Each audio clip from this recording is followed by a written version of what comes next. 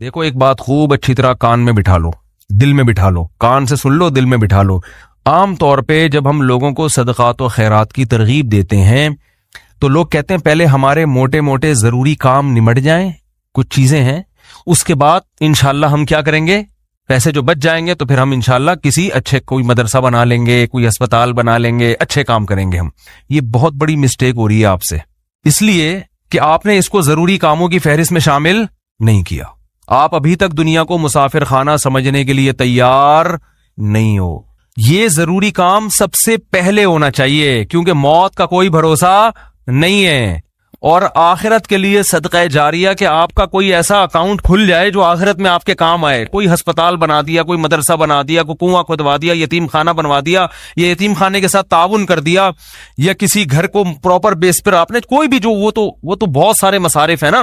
تو میں نے لاکھوں پتی لوگوں کو بھی دیکھا ہے کہ بھائی اللہ نے آپ نے ولیمے پہ 6 لاکھ روپے اڑا دیے، اور یار 8-10 لاکھ کا کوئی ادارہ بنا دو، یا کسی مدرسے میں کوئی ڈسپینسری بنا دو، یا کوئی اچھی فالتو نہ اڑاؤ، جا کے کوئی بھی مانگ رہا پکڑا دیے۔ یہ بھی بہت بڑی مصیبت ہے لوگوں کے ساتھ۔ اب جیسے وہ عرب کا جو شیخ ہے نا، جو اس بھکاری اس کے ماں باپ کو دعائیں دے رہا تھا اور یہ پیسے دے رہا تھا، تو میں اس عرب کے پاس ہوتا، میں کہتا آپ صدقہ کریں مگر ایسے ہی نہیں کسی کو پکڑانا شروع کر دیں، کیونکہ اس سے جو مستحق ہوتے ہیں ان کا حق مارا جاتا ہے۔ آپ یہ دیکھیں کہ یہ واقعی مستحق بھی ہے یا نہیں ہے، ورنہ وہ کوئی بھی دعائیں دے کے پیسے نکالنا شروع کرے گا، نکالو ٹھیک ہے، اس کا جذبہ اچھا تھا، اللہ کرے اس کے ماں باپ کی مغفرت ہو گئی ہو، لیکن اصول جو شریعت نے بتایا ہے کہ پیسہ اللہ کی بہت بڑی نعمت ہے اور نعمت کو ضائع کرنے کی اجازت نہیں ہے۔ بہت سوچ سمجھ کے آپ نے خرچ کرنا ہے کہ مخلوق کو فائدہ زیادہ سے زیادہ ہو۔ کم سے کم انویسٹمنٹ میں زیادہ سے زیادہ فائدہ کیسے ہو سکتا ہے، پھر اس میں زیادہ انویسٹمنٹ کرو۔ جیسے دنیا کے بزنس کا اصول ہے نا کہ انویسٹمنٹ کوشش ہو کم سے کم اور پروفٹ زیادہ سے زیادہ۔ ایسا تھوڑی کوئی بھی کاروبار کے لیے 1 کروڑ مانگ رہا ہے، آپ نے کہا پکڑا دیا، چل دیکھا جائے گا کتنا پروفٹ آ رہا ہے۔ تو بھائی جو دنیا کی تجارت کا اصول ہے وہی اصول آخرت کا۔ تو آخرت کا اصول یہ ہے کہ جو 2 چیزیں اس میں فوکس کرنی ہے، انسانیت کی خدمت زیادہ سے زیادہ کس کام میں ہے۔ بعض کام ایسے انسانیت کی خدمت بہت ہے مگر ان کے اثرات زیادہ عرصے نہیں رہتے، پھر بھی یہ کام کرنا ہے، کیونکہ اس میں خدمت کیا ہے، جیسے بھوکے کو کھانا کھلانا۔ اب ایک آدمی کے پاس کھانے کے پیسے نہیں، علاج کے پیسے نہیں، وہ تو مر جائے گا بیچارہ، بھوک کی تکلیف کون برداشت کر سکتا ہے۔ تو بھوکے کو کھانا کھلانا یہ بظاہر صدقہ جاریہ تو نہیں ہے، کیونکہ یہ زیادہ ٹائم تک چلے گا نہیں نا، کھانا کھا لیا پیٹ بھر گیا بس ختم، لیکن یہ خدمت بہت بڑی ہے تو اس کو بھی فوکس کرنا ہے۔ اور بعض چیزیں ایسی ہوتی ہیں کہ جس میں فوری طور پر خدمت تو بہت نہیں ہو رہی ہوتی، لیکن اس کا اثر آپ کے مرنے کے بعد بھی قائم۔ جیسے کنواں بنا دیا آپ نے، اب کنواں ایسی چیز ہے جب تک کنواں رہے گا لوگ پانی پیئیں گے، آپ کو ثواب ملتا رہے گا۔ درخت لگا دیا، مر گئے تو درخت سے کوئی بہت زیادہ، ایک درخت سے کیا فائدہ ہوگا، نہیں آ رہی سمجھ میں بھائی آپ نے ایک نیم کا درخت لگا دیا تو کوئی بہت تو نہیں نا، کوئی لوگ اس کو کھائیں گے تھوڑی، نہیں بھی لگاتے تو کیا ہو جاتا۔ تو اس میں انسانیت کا فوری طور پہ کوئی بہت زیادہ فائدہ نہیں ہو رہا ایک درخت سے، لیکن اس کے اثرات بہت دیر تک قائم رہیں گے۔ یعنی آپ مر بھی گئے تو درخت کے نیچے کوئی بھی چھاؤں لے گا، درخت آکسیجن سے فائدہ پہنچائے گا، چرند پرند اس سے کھائیں گے۔ تو آپ صلی اللہ علیہ وسلم نے فرمایا، صحیح مسلم کی حدیث ہے، جس نے درخت لگا کے مر بھی گیا تو جب تک درخت رہے گا اس کو ثواب ملتا رہے گا۔ تو اس میں فائدہ تو کم ہے لیکن دیر پا ہے، مرنے کے بعد بھی یہ عمل چلتا رہے گا۔ تو ان 2 قسم کی چیزوں کو فوکس کرنا ہے۔ اور کچھ چیزیں ایسی ہیں جس میں جسمانی فائدے کے ساتھ دینی فائدہ بھی ہے، جیسے دینی مدارس کو سپورٹ کرنے کا فائدہ کیا ہوتا ہے، غریب طلبہ کو کھانا بھی ملتا ہے، علم بھی ملتا ہے، وہ عالم بن کے دنیا میں کام کرتے ہیں۔ تو صدقہ جاریہ بھی مرنے کے بعد وہ علماء جو کام کریں گے، پھر آگے ان سے جو ہدایت پھیلے گی، پھر وہ لوگ آگے جو تبلیغ کریں گے، تو جب تک اسلام باقی رہے گا آپ کو ثواب ملتا رہے گا۔ لیکن اب یہ بھی نہیں کہ کسی بھی مدرسے میں اٹھا کے دے دو، سوچ سمجھ کے کون کام کر رہے ہیں، کون ویژنری لوگ ہیں، کون بہت، اس میں پھینکنا نہیں ہے میرے بھائی۔ جیسے دنیا کی تجارت میں پیسہ پھینکا نہیں جاتا، بہت سوچ سمجھ کے۔ کوئی بھی آپ کے پاس آئے بولے 1 لاکھ روپے دو، میں پیسے کما کے آپ کو ہر مہینے 6,000 روپے دیا کروں گا، آپ پکڑا دو گے؟ ہیں انکوائری کرو گے بھائی 1 لاکھ کہاں، کون سا کاروبار آ گیا جس میں 1 لاکھ پہ آپ مجھے 10,000 دو گے یا 6,000 دو گے؟ وہ بتائے گا یہ ہے، اچھا مجھے دکان دکھاؤ چل کے۔ پھر جب آپ کو دکان دکھائے گا تو آپ کہو گے جب 1 لاکھ پہ آپ 6,000 کما سکتے ہو تو اپنے ہی لگا لو۔ ہیں کیا خیال ہے بھائی؟ میرے والد صاحب نے کہا تھا جو بھی آئے نا پیسے مانگنے اور کہے کہ اس انویسٹمنٹ میں اتنا پروفٹ ہے، آدھا تمہیں دوں گا آدھا خود رکھوں گا، تو اس سے پہلے پوچھو کہ تمہارے پاس کتنے پیسے ہیں، وہ بتائے اتنے، تو پھر پورے اپنے کیوں نہیں لگا لیتے، اس میں پورا پروفٹ خود رکھو۔ کیا خیال ہے بھائی؟ ہاں وہ غریب آدمی ہو تو ایک الگ بات ہے، اور اللہ کا شکر ہے مجھے اس کا فائدہ ہوا، ایک دفعہ ہوا، دوسری دفعہ والد صاحب کی نصیحت پہ عمل نہیں کیا تو سارے پیسے ہی الحمدللہ سارے ڈوب گئے تھے ٹھیک ہے، ایک دفعہ فائدہ بھی ہوا۔ ایک صاحب جو ایک بڑے پوش ایریا میں رہتے تھے، میں چونکہ اس ایریا کا نام لوں گا تو کہیں ایسا نہ وہ سمجھ جائیں، لیکن قصہ پرانا ہو گیا وہ نہیں سمجھیں گے، پھر بھی احتیاط یہی ہے کہ نام نہ لیا جائے، مالدار علاقے کے تھے، مجھے کہنے لگے کہ میں یہ کاروبار کرنا چاہتا ہوں۔ اچھا اس ایسے ایریا میں رہتے تھے کہ مجھے پتا تھا اتنے پیسے تو ان کے پاس ہوں گے ورنہ اس ایریا میں رہ نہیں سکتا آدمی۔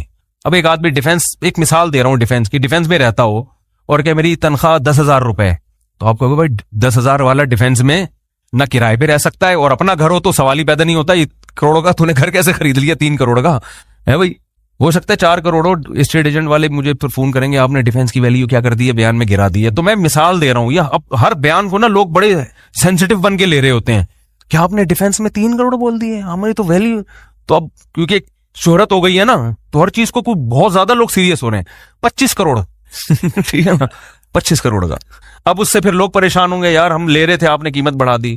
تو بھائی یہ محض ایک مثال ہے، مجھے نہیں پتا ڈیفینس میں قیمتیں کیا چل رہی ہیں، تو کچھ بھی لگا لو قیمت۔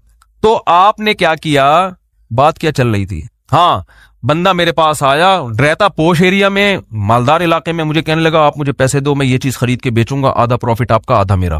تو مجھے ابا کی بات یاد آ گئی، میں نے کہا جو اتنے انویسٹمنٹ آپ مجھ سے کروا رہے ہو تو یہ چیز آپ خود خرید کے بیچ دو پورے پیسوں کی، پورا پروفٹ آپ کا، مجھے آدھا کیوں دے رہے ہو؟ انویسٹمنٹ جو مجھ سے کروا رہا ہے اور آدھا پروفٹ دے رہا ہے، اس کا مطلب وہ رسک لینے کے لیے تیار نہیں ہے، بولے ڈوبیں تو اس کے ڈوبیں، اس کا مطلب آپ کو خود پتا ہے کہ یقینی پروفٹ نہیں ہے۔ سمجھتے ہو کہ نہیں سمجھتے؟ تو کسی کو پیسے دینے سے پہلے جیسے انکوائری کرتے ہو نا، صدقہ خیرات سے پہلے بھی ایسے انکوائری کیا کرو، کیونکہ آپ کے پاس لامحدود رقم نہیں ہے۔ غیر مستحق کو دینے کا سب سے بڑا نقصان یہ ہے کہ مستحق لوگ رہ جاتے ہیں، لوگ کہتے ہیں کسی غیر مستحق کو چلا گیا تو کیا ہے، او بھائی پھر اتنے پھر مستحقین رہ جائیں گے اس سے، اور ثواب کمانا ہے نا تو ثواب تو جب ہی ملے گا جب آپ کا پیسہ صحیح جگہ پہ جائے گا۔ جو غیر مستحق ہو اس کو ہدیہ دے دیا کرو بھائی دوستی یاری میں، کہ چل یار گفٹ ہے، بات آ رہی ہے سمجھ میں؟ تو یہ میں اہم پوائنٹ کی بات بتا رہا ہوں کہ 2 جگہ خرچ کرنا ہے، ضرورت اور دوسرا جس کا اثر دیر پاؤ۔ تو صدقہ جاریہ بھی اچھی چیز ہے، اور انسانیت کی ضرورت پوری کرنا۔ آپ کہہ سکتے ہیں یار ایک بھوکے کو کھانا کھلا دیا، پیٹ بھر گیا تو وہ تو بس ایک ثواب مخصوص مل گیا تو اب تو ختم نا، صدقہ جاریہ تو قیامت تک رہتا ہے۔ یہ اس لیے بتا رہا ہوں کہ ہم بعض دفعہ لوگوں کو بتاتے ہیں کہ یار یہ دیکھو یہ غریب ہے، اس کو بیوہ ہے، اس کے گھر میں راشن ڈال دو، کہہ رہے ہیں نہیں ہم تو صدقہ جاریہ چاہتے ہیں۔ تو یاد رکھو صدقہ جاریہ کے اپنے فضائل ہیں کہ وہ چلتا رہے گا آپ کا، لیکن بھوکے کو کھانا کھلانے کے، اس کی ضرورت پوری کرنے کے اپنے، وہ ثواب تھوڑا ہے لیکن وزنی بہت ہے۔ وزنی کیسے؟ حدیث میں آتا ہے قیامت کے دن اللہ اعلان کریں گے، جب میدان حشر ہوگا نا، بہت سختی کا دن ہوگا، تو اللہ اعلان کریں گے کہاں ہیں وہ لوگ کہ جب میں بھوکا تھا تو انہوں نے مجھے کھانا کھلایا، میں پیاسا تھا تو انہوں نے مجھے پانی پلایا، آج ان بھوکوں کو میں کھلاؤں گا کیونکہ انہوں نے مجھے کھلایا تھا۔ جیسے ہوتا ہے نا، آپ کو بھوک لگ رہی تھی، کسی نے آپ کا اکرام کیا، تو اب آپ کو کہیں وہ بھوکا نظر آئے تو آپ سب سے پہلے اس کو کھلاؤ گے نا، یار میں ٹی وی میں آ رہا ہوں کیا ہے، تھک گئے ہو تو بیان ختم کر دیتا ہوں، بس ویسے ہی بھی ختم ہونے والا ہے۔ دیکھو غیرت مند انسان کیا کرتا ہے، آپ بھوکے تھے، اور آسان مثال، آپ کی گاڑی میں پیٹرول ختم ہو گیا، آپ نے پیٹرول پمپ والے سے کہا یار تھوڑا سا ڈال دو، پیسے بعد میں دے دوں گا میں آپ کو، ابھی جیب میں ہے نہیں۔ اس نے کہا چل یار ڈال دیا پیٹرول، میں اپنے پیسوں سے ڈال رہا ہوں، جاؤ یار۔ ایک دن کیا ہوا، اتفاق سے آپ پیٹرول پمپ کے مالک بن گئے، وہ آیا گاڑی لے کے، پیٹرول نہیں ہے، لائن لگی ہوئی ہے، بہت سے غریب آ گئے بغیر پیٹرول کے نا ٹھیک ہے نا، اب آپ کے پاس محدود پیٹرول ہے تو آپ کس کی گاڑی میں ڈالو گے؟ آپ اعلان کرو گے بھائی جنہوں نے میری بائک میں یا گاڑی میں پیٹرول ڈالا تھا نا وہ بندہ آگے آ جائے، اس کو تو اس کی ضرورت تو پوری کرنی ہے۔ تو ایک عام انسان جب یہ کام کرتا ہے تو اللہ تو غیور ہے بھائی، تو اللہ اعلان کرے گا، بھوک اور پیاس میں لوگ تل ملا رہے ہوں گے، اللہ کہے گا سب سے پہلے ان کو کھلاؤں گا جنہوں نے جب میں بھوکا تھا مجھے کھلایا، جب میں پیاسا تھا مجھے پلایا۔ تو لوگ کہیں گے اللہ تو کہاں بھوکا ہو سکتا ہے؟ تو اللہ کہیں گے میری مخلوق میں فلاں شخص بھوکا تھا، تو اس کا بھوکا رہنا ایسا ہی ہے جیسے میں، کیونکہ حدیث میں آتا ہے الخلق عیال اللہ، جیسے گھر کا کوئی سربراہ ہوتا ہے نا، تو بچے بھوکے ہوں گے تو تکلیف کس کو ہوتی ہے؟ باپ کو ہوتی ہے کہ نہیں ہوتی ہے؟ تو آپ صلی اللہ علیہ وسلم نے فرمایا اللہ کی مخلوق بھی ایسے جیسے اللہ کے اہل و عیال، اللہ کا تو اہل و عیال نہیں ہوتے لیکن مثال دی ہے، ایسے ہی ہے، اللہ کو ان کی فکر ایسے ہی ہے۔ وہ الگ بات ہے بہت سے بھوکے مرتے ہیں، یہ اللہ کی تقدیر ہے، یہ اللہ کی حکمت ہے، دنیا کو اللہ نے ایسے ہی چلایا ہے، کہ کسی کو ملے گا کسی کو نہیں ملے گا، یہ اب اس میں تو اللہ سے نہیں الجھ سکتے، لیکن اللہ اعلان کرے گا کہ میری مخلوق میرا خاندان تھی، گویا کہ اللہ کا خاندان نہیں ہوتا، یعنی میرے ماتحت تھی، اور میں لوگوں کے ذریعے لوگوں کو کھلاتا ہوں، تو جب میں بھوکا تھا تو فلاں کا بھوکا ہونا ایسا ہی ہے جیسے میں بھوکا۔ تو اس سے پتہ چلتا ہے کسی بھوکے کو کھانا کھلانا ایسے جیسے آپ کس کو کھلا رہے ہو، اللہ کو۔ تو اگرچہ یہ صدقہ جاریہ نہیں ہے، لیکن بھائی ایک نیکی ہے، لیکن یہ وزنی بہت زیادہ ہے۔ تو ان دونوں مدوں میں خرچ کیا کرو۔ کرو گے کب؟ لوگ کہتے ہیں اچھا ٹھیک ہے، وہ ایک دو کو تو کھلا دیتے ہیں، جو بڑا اماؤنٹ ہے نا، جیسے اپنی شادی بیاہ پہ خرچ کرتے ہیں، گاڑیوں پہ خرچ کرتے ہیں، مکان پہ خرچ کرتے ہیں، اس ٹائپ کا اماؤنٹ اللہ کے لیے خرچ، اللہ کے لیے بس وائپر والے کو 20 روپے، اب تو 20 ریٹ تھوڑے بڑھ گئے، ورنہ 5 پہ چل رہے تھے، وہ پھر کھلا مانگ بھی رہے ہوتے تھے۔ وہ پھر کیا مانگ رہے ہوتے تھے؟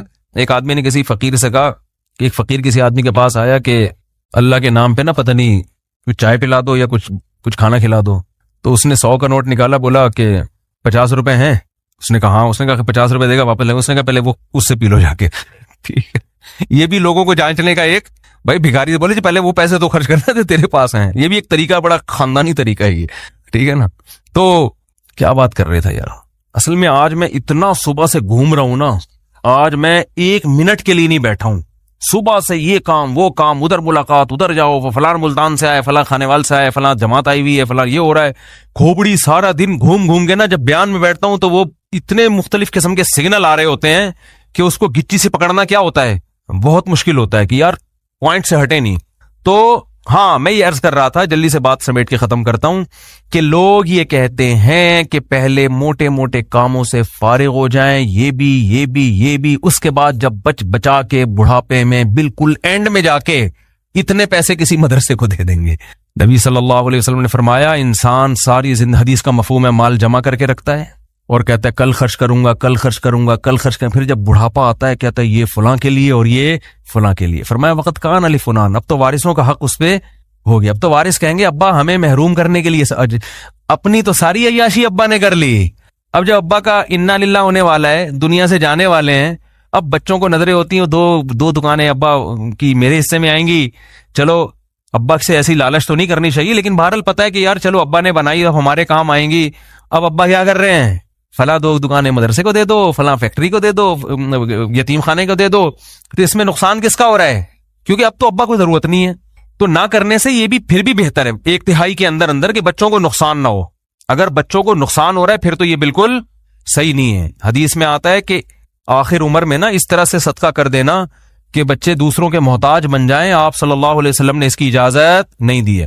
لیکن اگر بچوں کے لیے اتنا چھوڑ کے جا رہے ہو آخر عمر میں کہ وہ اپنے پاؤں پہ اچھی طرح کھائیں گے پیئیں گے، تو پھر 1/3 آپ صدقہ بھی کر سکتے ہیں، جائز ہے اور اس کا بھی ثواب ملے گا۔ لیکن میرے بھائی یہ خاندانی صدقہ نہیں کہلائے گا، اس لیے کہ آپ نے تو بھرپور عیاشی کر لی نا۔ آپ کی تو 4 شادیاں معذرت کے ساتھ ہو گئیں، ایک جس کی ہو گئیں ان کی بات کر رہا ہوں، اور آپ کی تو جناب یہ بھی ہو گیا وہ بھی ہو گیا، سارے کام ولیموں پہ بھی اڑا دیا اور انویسٹمنٹ بھی دبا کے کر لی، کاروبار بھی ہو گیا، سب کچھ مزے تو اڑا لیے نا آپ نے۔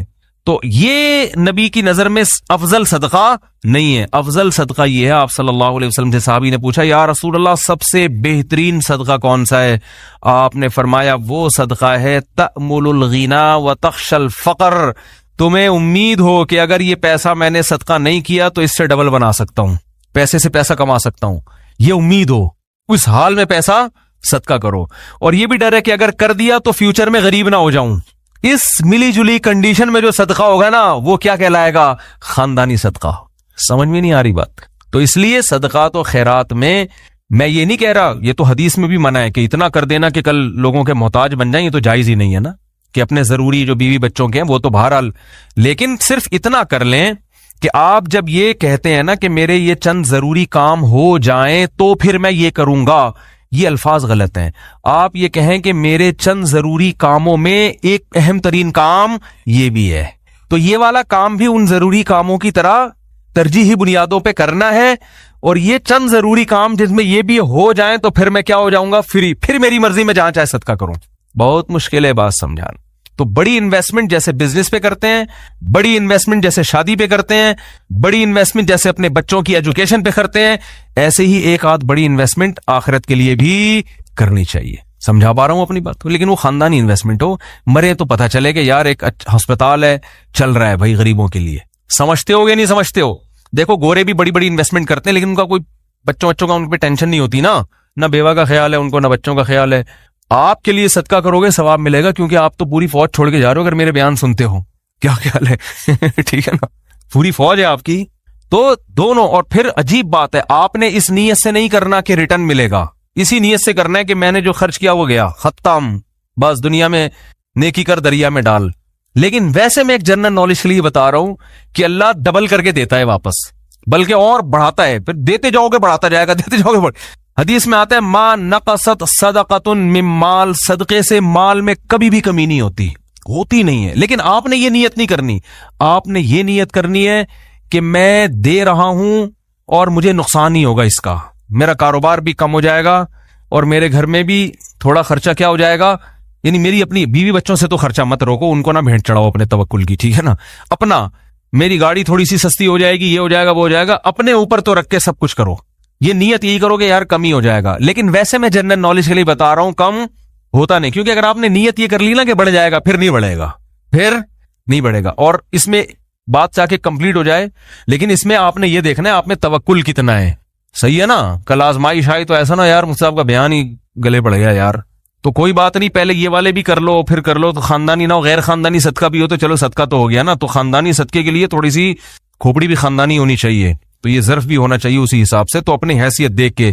لیکن میرا مقصد صرف یہ ہے کہ یار کچھ تو انویسٹمنٹ آخرت کے لیے بھی جوانی میں جب آپ کو ضرورت ہے, بڑھاپے کے لیے نہ رکھو. بڑھاپے میں اللہ اور توفیق دے دے گا. اور صدقہ ایسی چیز ہے جس کو ایک دفعہ عادت پڑتی ہے نا, پھر ہاتھ رکتا نہیں ہے اس کا. آدمی بعض دفعہ ایک بڑا اماؤنٹ خرچ کرتا ہے کہ یار یہ میں بڑا اماؤنٹ خرچ کر رہا ہوں بس تاکہ ایک دفعہ ہو جائے, کل مروں کوئی بھروسہ نہیں, کل مر جاؤں تو صدقہ جاریہ ہوگا. تو ایک دفعہ کرو گے نا, عادت ایسی پڑتی ہے اس کی, پھر کل دوبارہ یہی سوچ کے دوبارہ کرو گے. یہ اللہ کی طرف سے ایک نعمت ہے کہ جو کرتا ہے پھر اللہ اس کو صدقے کرنے کی توفیق دیتا رہتا ہے.